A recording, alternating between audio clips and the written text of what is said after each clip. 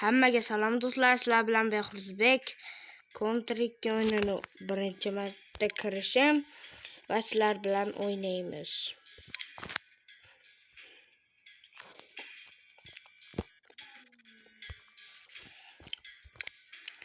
Va sizlar bilan bunda Ruins o'yinini o'ynaymiz.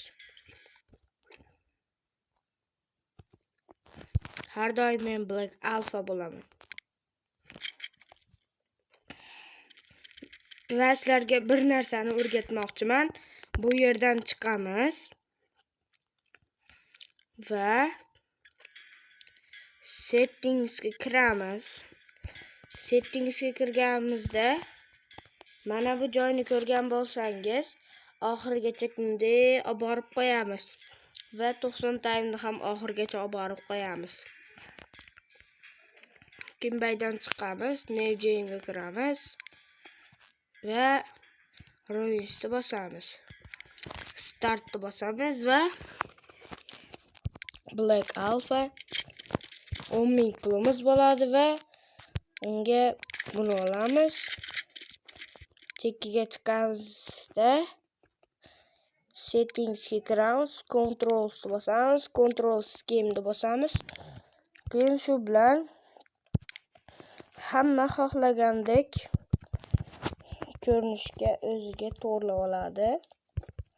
Menga shunday bo'lishi yoqadi.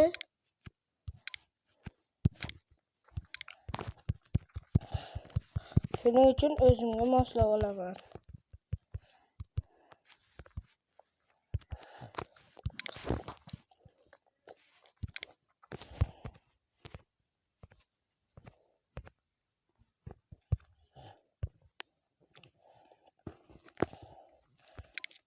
To'g'rilab oldik va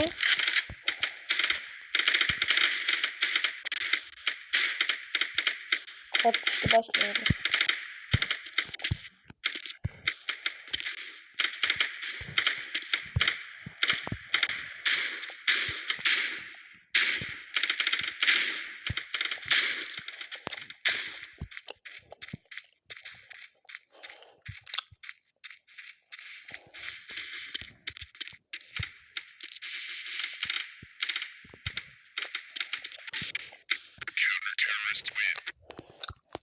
Bu yerga kiramiz va